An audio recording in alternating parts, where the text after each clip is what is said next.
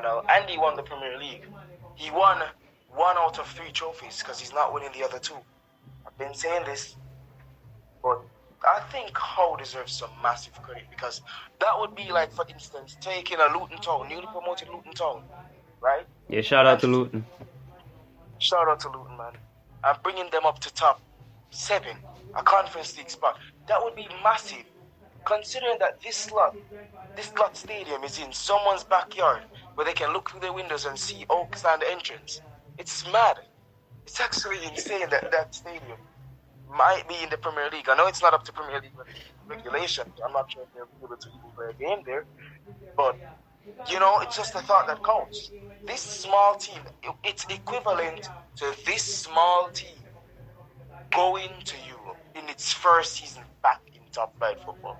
You understand? And that's why I believe that Eddie Howe 110% deserves this.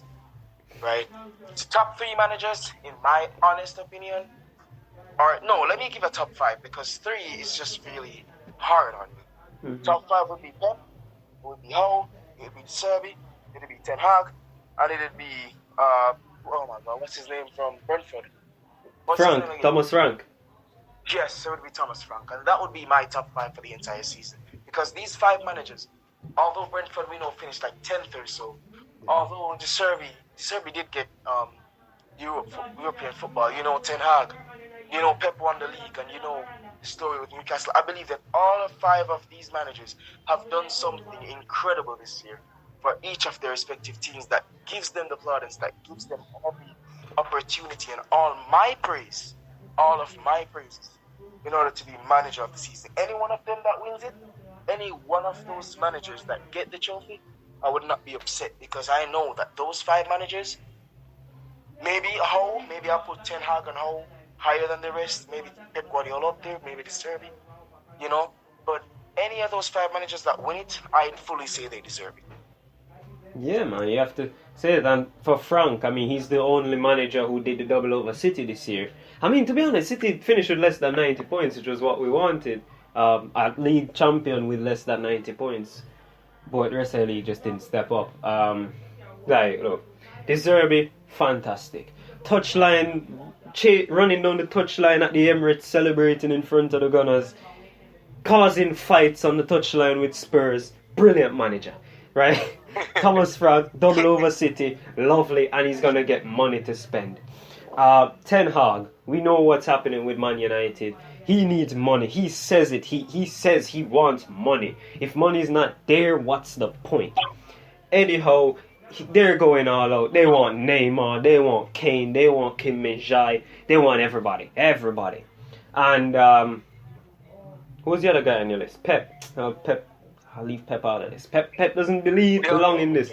Leave him out of this. Right, Pep, I've said it from the start of the season, this is his last year of dominance. Next season we're going to see that the whole change. But as we speak about Pep, it's just the last topic here before we do move into the Savage Slaughterhouse. And it was the Golden Boot. And well, you know, you did say Erling Haaland. I'm completely out of this. Yeah, you did say Haaland. I said Son. We know why. I mean, I know why I said Son. I had to work off on what happened the season before. He won it the season before, and Kane was playing in a deeper role and just playing him forward, and he was even taking penalties. Right? It's because remember Haaland was my second. We all remember a certain Raheem Sterling being my first. No, I don't forget you said Raheem Sterling. I know you said Raheem Sterling. I mean, you said Haaland would win it, but keep an eye on Raheem Sterling because he could win it. And I remember we had to do a second show right after. It was unplanned. Yeah, because in order to explain the decision behind picking Sterling, right? I think Sterling did have a decent season. He's certainly been one of Chelsea's best players. And that's saying something considering that he barely has, I think, 5 Premier League goals this year. Right? Similar to like Mikhail Antonio or something like that. Yeah, but at the same time, Raheem Sterling, I think he deserves better than Chelsea, man. But as you said, I got it right with Erling Haaland. You didn't believe he would do it after just coming to this league. I believed in him. Son underperformed this year, as most of Tottenham did. Massive shout outs to Harry Kane though. I'm gonna talk more about him in my section, so I don't want to dwell too much on him. But yeah, you said Son. I can't really blame you because of how well Son has been playing. Leading up to this season, I said Haaland because I could imagine De Bruyne just whipping it in, and this Norwegian Bournemouth badge-looking person just heading it in. You know, I could imagine it, and I wanted Sterling to win the Golden Boot. You know, as a Jamaican, since the days of Andy Cole, you know, it'd be excellent in my opinion. But turning over to you, Jackson. Yeah, it would. What are your but thoughts? you know, we kind of both got right with Haaland. I didn't outright say he would win. What I said, well, my version of Haaland that I got right was that City played better without him. And if you watch the games with Alvarez, then you saw better football. I mean, there were games Haaland had 8 touches and just no one spoke about it because the City ended up winning 4-5-0 and he didn't even score and no one cared. But, you know, they do play better without him, a more fluid striker. But last question, and this is just 30 seconds you have to answer. What was more impressive? Haaland with 36 in this City team? Kane. Or Kane with 30 in that Spurs team? Kane is more impressive, man. Look. All of Tottenham's teams, all of Tottenham's other goals combined, I don't think reaches to the amount that Harry Kane scored. That alone shows you, right? To be honest, this achievement by Kane, with this struggling Tottenham team, he single-handedly lifted them up. I think he genuinely kept them in the top 10. Without him, they would have gone way down. And that, for me, is typical of the English captain. He has to be able to do that. So in my personal opinion, it's better. Nothing taken from Haaland. Nothing from Haaland, but, you know, Kane in this shit team. But, guys, we'll be back after this quick break.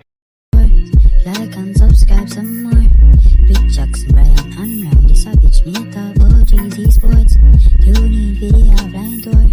Like and subscribe some more. With Jackson, Brian, and Randy Savage. Me a talk about Jeezy Sports. Yeah, check out the station. Feel like a sports education. Now the best news I come from Jeezy Sports. You should be on tune in video. Like and subscribe, don't pause. Sometime me I wonder to us. Me a talk about Jeezy Sports. Tune in for the offline tour. Like and subscribe some more. With Jackson, Brian, and Randy Savage. Me a talk about Jeezy Sports. Tune in for the offline tour. Like and subscribe some more. With Jackson, Brian, and Randy Savage. Me a talk about Jeezy Sports.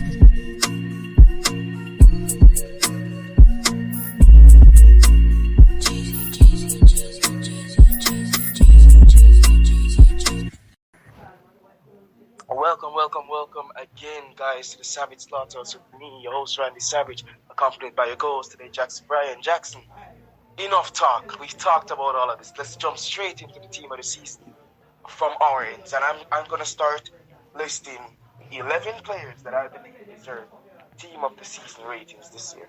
Right? So starting off in goal, I'd have to go with a certain Nick Pope. Right back, Kieran Trippier.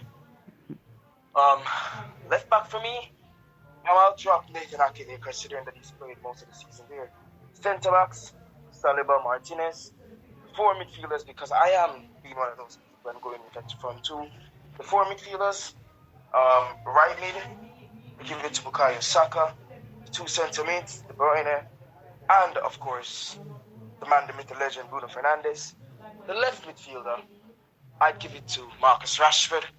And the 2 strikers, obviously, Erling Haaland, accompanied by Harry Kane. The manager that I'm going to put in charge of this team would be Eddie Howe. Jackson, I know impromptu as hell, but what do you make of this lineup? Do you see anyone that you would contest my decisions with? The reason why I put De Bruyne and Fernandes instead of Casemiro or something like that is just due to the fact that Casemiro has been absent due to either the red cards or the injuries for a good portion of the season. Meanwhile, you know, Bruno Fernandes has been there, has been a presence in the team. Martinez, you know, missed the last couple games of the season, but no one can really deny what he has done before that. Ake, City's most improved player. Rashford on the left. I was leaning towards Grealish, but at the same time, Rashford had a banging season. Right on the right, Bukayo Saka, obviously Arsenal's main man. Kevin De Bruyne, no brainer with that one. Strikers, Harry Kane, who actually has a better overall match rating than Erling Haaland. You know, but we just can't drop out the Golden Boot winner. You know what I'm saying? Yeah, I get it. It's recency bias, but I get it. Um, but I'd drop him out. I would take the shit. I'd take the piss out of this. Kane, but I would put in a midfielder. You did say Casemiro and his absence. You could lean towards Bruno Guimaraes because he does play the six for Newcastle. He's had a fantastic season. You could also say Moise Caicedo or even Alexis McAllister. You know, they've been good. You could use John McGinn. I mean, people aren't looking at it, but he had a stellar season for Villa. And, you know, even Matthias Jensen. You could look at teams like players like that and say, yo, they could have been in the team of the season. That's just for me because I play with three in midfield all the time. I don't want to play with a front two because it's a bit restricting in some areas. I mean, with that team, you have people saying Salah should be over Saka, and I'm like, I'm sorry, I can't do it. I know statistically Salah has the up on Saka, but I didn't know stats played football. That's what I'm saying, bro. A lot of these younger football fans just look at stats to dictate how good a player has been. Like, man, there's some things that you can't do with stats. And that's shown by Leo Messi, right? That's shown by Bruno Guimaraes. Bruno Guimaraes doesn't bang in goals and bang in assists, but I can confidently say he's top 5 midfielders for the entire season, right? And that's just it for me. Really and truly, stats, while they play a massive part, should not be the leading factor in determining who deserves to play. You know? Kieran Trippier probably doesn't have more assists than Trent, right? Nathan Ake probably doesn't even have more than 3 assists and 5 goals for the entire season. But he's there for me because of just how brilliant he has been. Nathan Ake shut down Vinicius Jr. And he's the only player that I can think of this season that has done that. You know, and you'd have a lot of people dropping. You'd have a lot of people dropping for other left backs. So genuinely, stats don't play football, kids. Anyone that's listening to this under the age of 18, remember, stats don't dictate the better player. It's what they do when they don't score, in my opinion, that dictates how good a player. Completely agree, man. You know, so what would be your team of the season? My team of the season, well, Pope in goal, obviously, yes. Pope. Trippier at right back. Centre half, Saliba Martinez. I don't think I could change that. Maybe I could squeeze in Varane due to an injury, but I would have to take out Martinez. So I'll leave it at Saliba Martinez. Left back, I mean, look at the league season. They've not been good left backs, so you'd have to use Ake. There's not really another left back that's been good. Shaw's been good, but most of his good performances have been at left centre half or even further up the pitch. So Ake you could use, or even Akanji. Into midfield.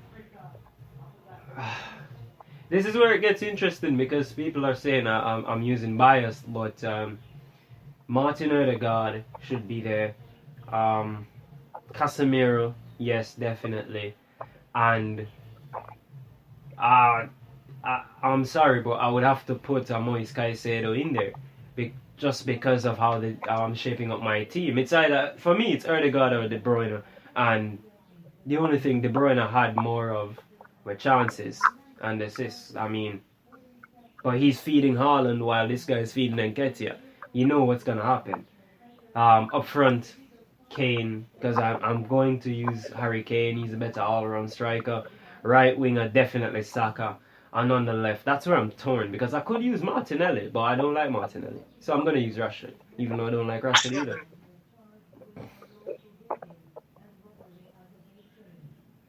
Alright, so you heard it there first. Our teams are vastly similar, but we just felt a little bit sustained on the end of it. But moving on, away from our team of the season predictions, and wrapping up to the leagues around the world. Jamal Musiala and Bayern Munich have won the Bundesliga 11th season in a row. Torn by the results happening in Dortmund, drawn with Mainz 2-2, going 2-0 down, couldn't come back. Sebastian Haller missing a penalty which could have turned the tides early on. Jackson,